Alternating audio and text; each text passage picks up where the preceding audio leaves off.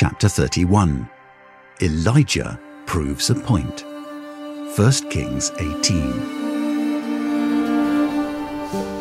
Of all the rotten rulers in Israel, Ahab and Jezebel may have been the worst. They did what was evil in the sight of the Lord, serving false gods like Asherah and Baal.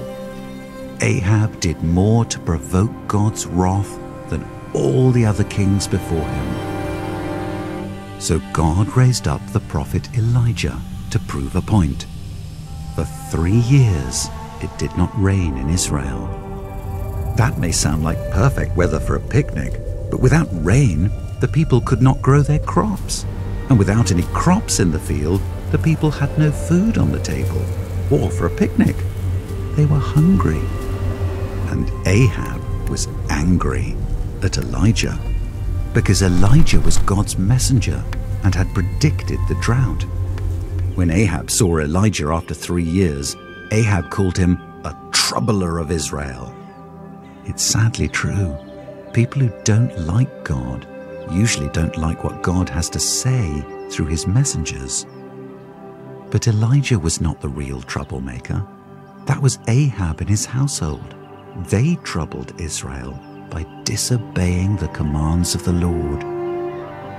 So Elijah told Ahab to send the 450 prophets of Baal and the 400 prophets of Asherah to meet him at Mount Carmel.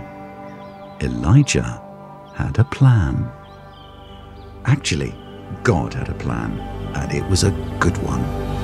The day came for the great showdown on Mount Carmel. Hundreds of prophets from the false gods versus one prophet from the true God. Hardly a fair fight. Elijah had the advantage. How long will you go limping between two different opinions? Elijah asked. If the Lord is God, follow him. But if Baal, then follow him. If the people didn't know who the real God was, they were about to see for themselves. Elijah set up a test. The prophets of Baal prepared a sacrifice for their God and called down fire from heaven.